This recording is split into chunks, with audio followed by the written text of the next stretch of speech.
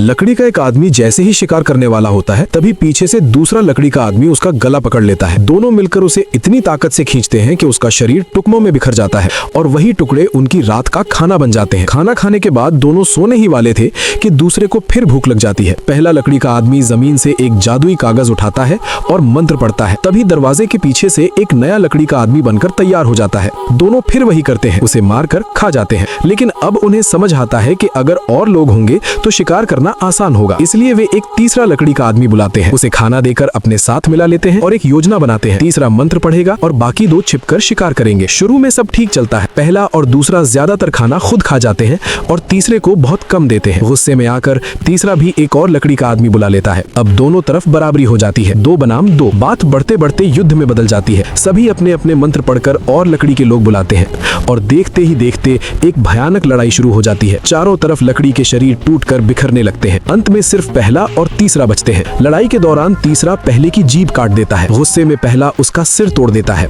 और आखिरकार जीत उसी की होती है। अब चारों तरफ सिर्फ टूटे हुए लकड़ी के टुकड़े पड़े हैं, जिन्हें खाकर वो फिर अपना पेट भरता है। लेकिन कुछ ही समय बाद उसे फिर भूख लगती है। वो फिर से मंत्र पढ़ने के लिए कागज उठाता है, पर इस बार एक भयानक सच सामने आता है। उसकी जीभ कट चुकी है और अब वो बोल ही नहीं सकता। ऐसे ही वीडियो देखने के लिए हमारे निक मूवीज एक्सप्लेन्ड चैनल को सब्सक्राइब करें।